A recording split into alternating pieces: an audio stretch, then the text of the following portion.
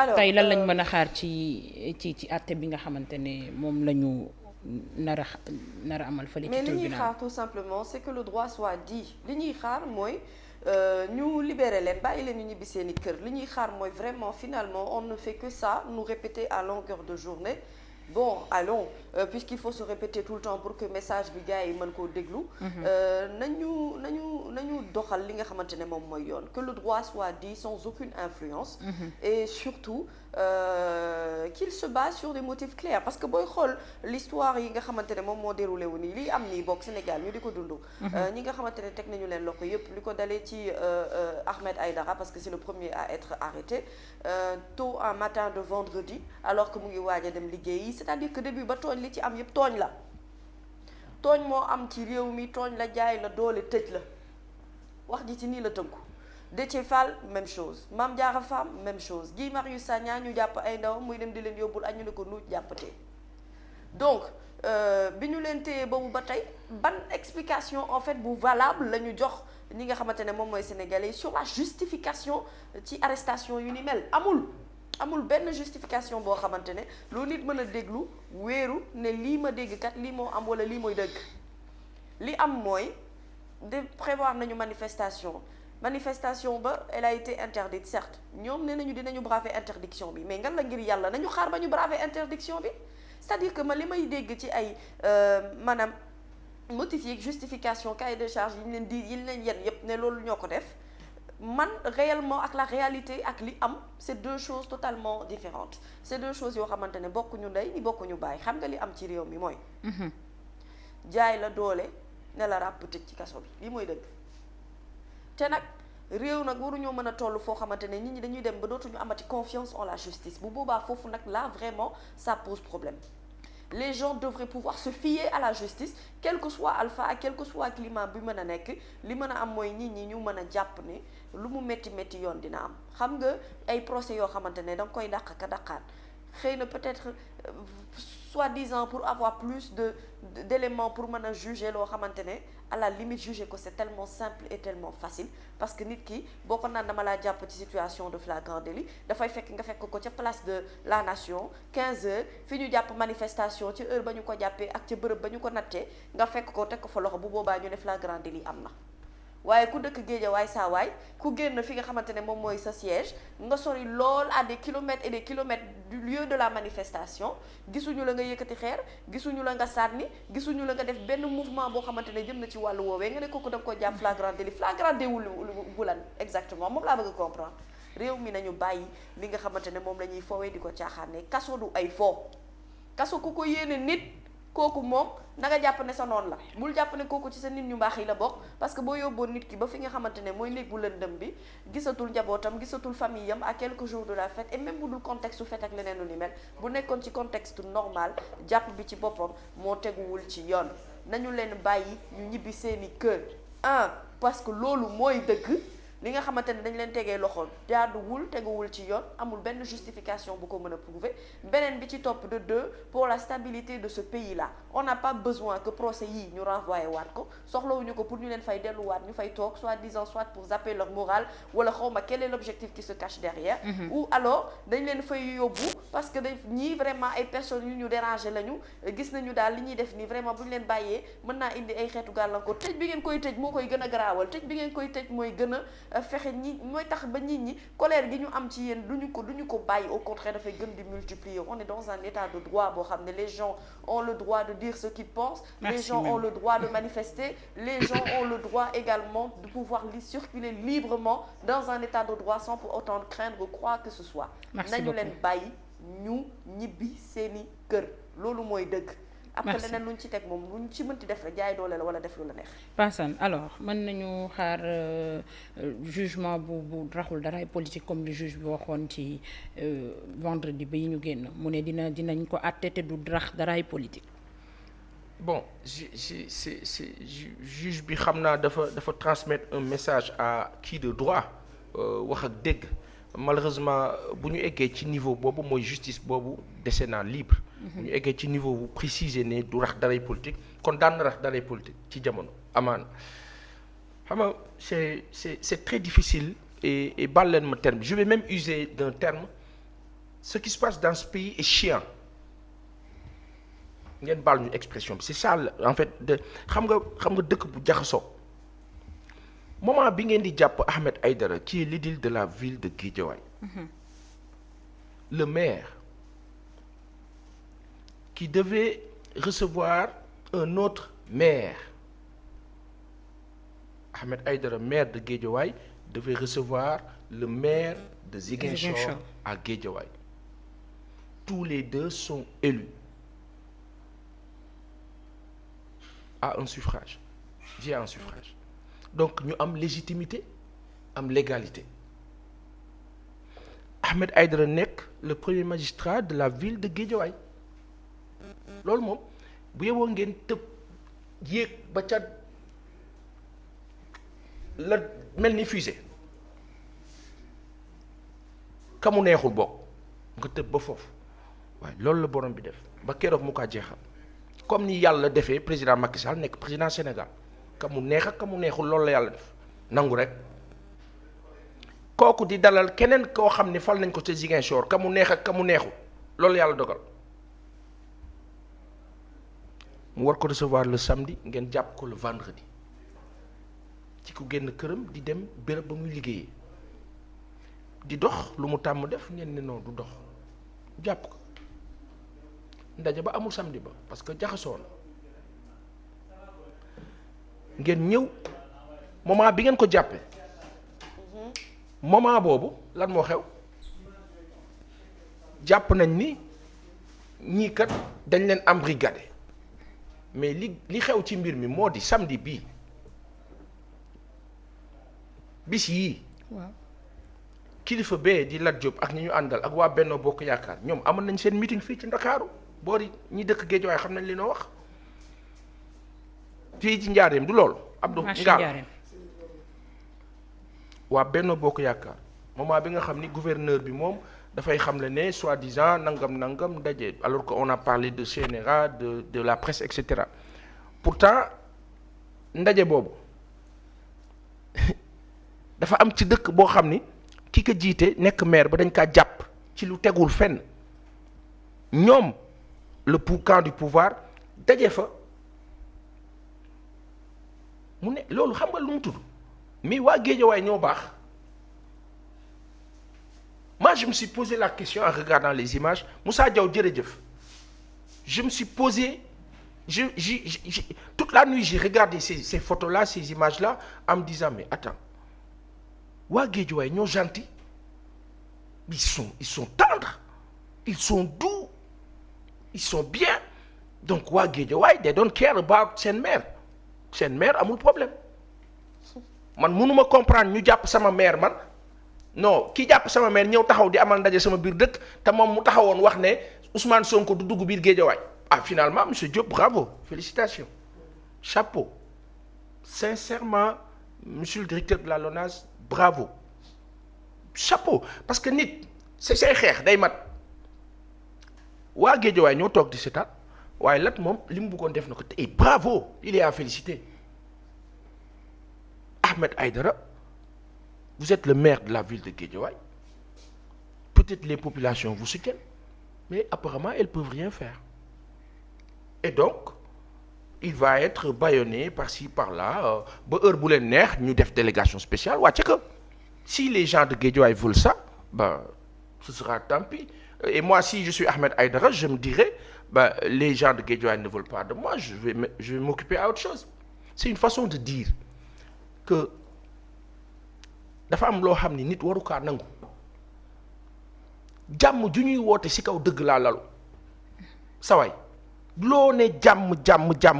ci kaw dëgg laa lalu munoo toog sama kaw bopp nii munumaa bouger munumaa yëngatu munumaa dem munumaa dikk nit ñi naan ma jàmm moo gën ay loolu man maa ngi ci guuta maa ngi ci musiba donc aujourd'hui su fekkee ni kilifa bi dégg na li ko xalif bi wax aujourd'hui ces 4 personnes là dañu leen di libérer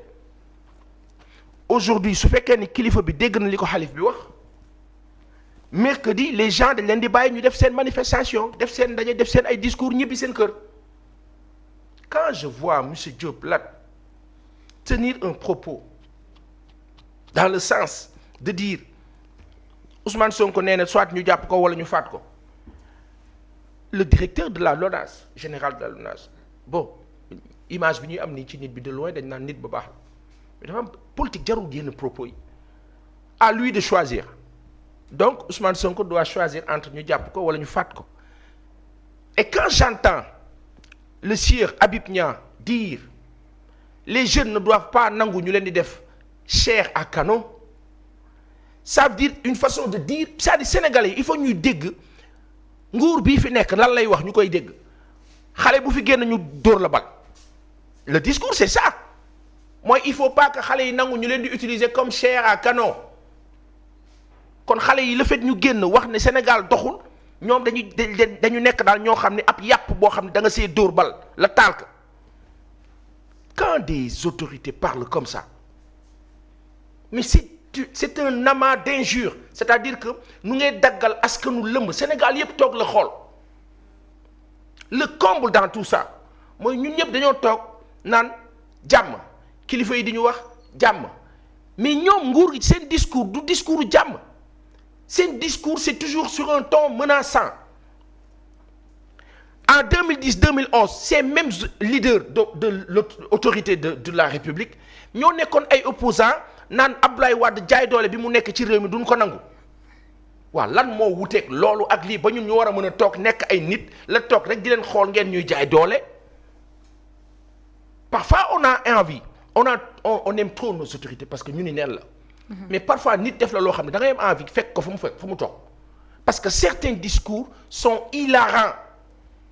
c'est-à-dire que dafa nekk loo xam ni dafay metti ci xol ngay toog ñu jaay la doole imposer la ko le comble dans tout ça mooy que ñoom booy wax ak ñoom nii ce qui est grave benn ils te disent bon nguur gi du ñun lu ñuy joxe ils le disent benn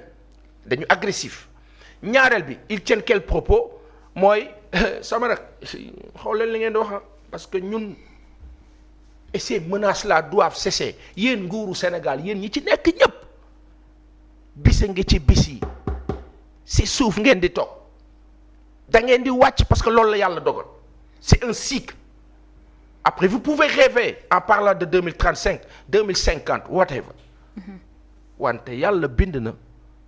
te du ñëpp ngeen di def li ngeen di def il faut ngeen arrêter vos menaces il faut ngeen arrêter sens bi ngeen di dem il faut ngeen arrêter la dictature mënul am Sénégal il faut ngeen arrêter you have to stop nguuru Sénégal ni ngeen di doxalee ak seen ay partisans tëj Ahmed Aïdara le maire de la ville ñëw ci biir dëkkam di meeting Guédiawaye yéen a baax. merci Passane merci Socé alors. ndax mën nañ xaar tey ñu libérer ñii di détenus yi nga xamante ne ñoom lañ téye depuis le 17 juin ba la ñu génn. waaw mën nañ ko xaar dans la mesure où li ñu doon wax sànq ci premier point bi déjà. njiitu réew mi am na fu mu dem parce que aussi moom moo fi toogoon ne am na dossier yoo xamante ne maa ci teg sama conc. merci. lii ko xalif bi wax dégg na ko bu baax. te bu fekkente ne taxaw na ci tànki appliqué ko rek tey en principe Ahmed Aïdara dafa war a ñibbi këram. Guy Marius Sagna dafa war a ñibbi këram. Déthié Fall dafa war a ñibbi këram. Mame Diarra Fam dafa war a ñibbi këram. ak ñi ñu jàppandool ñoom ñëpp parce que lii mooy gis nga justice gis nga réew li koy taal injustice la réew bu tàkk rek xoolal ni justice réew ma di doxe injustice mooy indi les problèmes dans nos pays là et lii amul kenn ku mën a taxaw wax ne du injustice ma mi rappelé na ko léegi heure bi ñu ko jàppee du heure ba lieu bi ñu ko jàppee du lieu ba objectif wala objet ba taxaw ñu jàpp ko du bu baax ba mais man xam nga lu ma jaaxal ci affaire bi nabu mais où sont les leaders d'opinion de Guédiawaye où sont les célébrités de Guédiawaye mais man li ma jommal mooy neexul ba neex mais suñu waa ji dafa wéet trop ci xeex bi en fait ci wéet trop bu weesoo les quelques jeunes de son mouvement Guédiawaye laa bokk gisuma fi benn mbër célébrité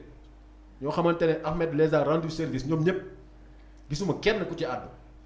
c'est grave les leaders d'opinion de Guédiawaye ñi nga xam ne tey woo nañ Ahmed guddi bëccëg suba ngoon gisuma ku ci àddu mais on a comme l'impression que daal maire ville bu Guédiawaye maanaam dara dalu ko mi ngi bureau di liggéey alors que waa ji non mi ngi kaso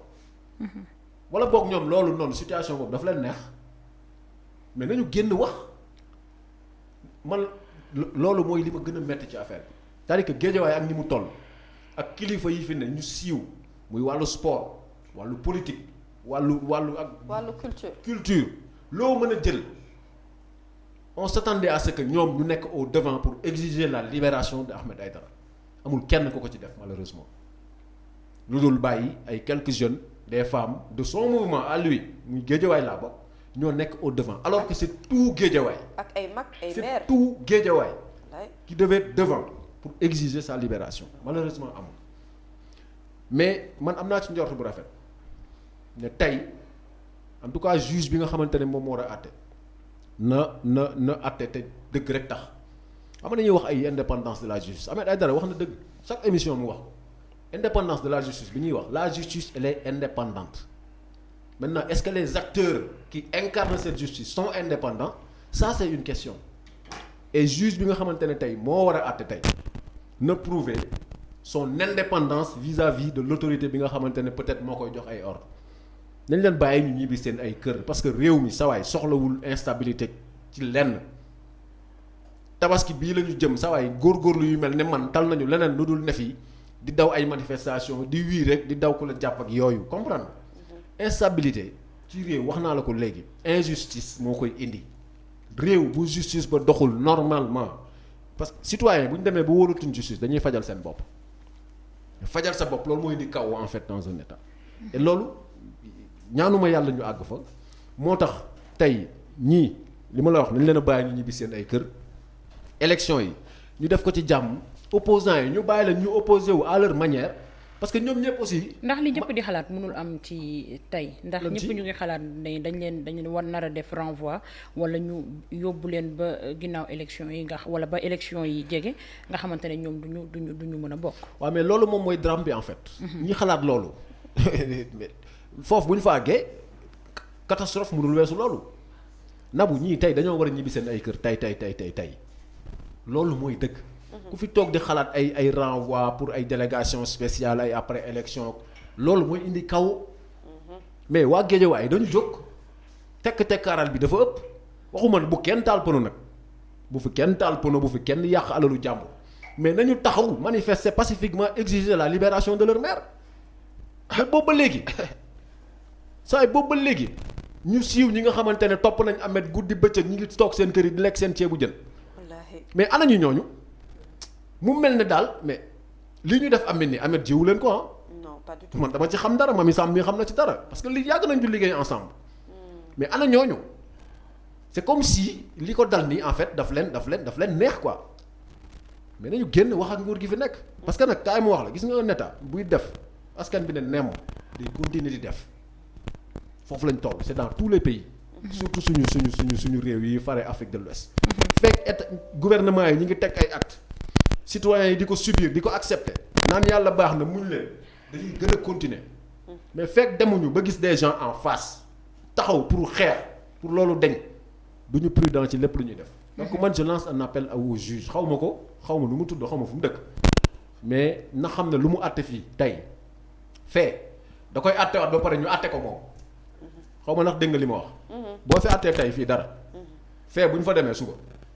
da nga koy àttewaat ba pare yow mi ko doon àtte ñu àtte la nag. donc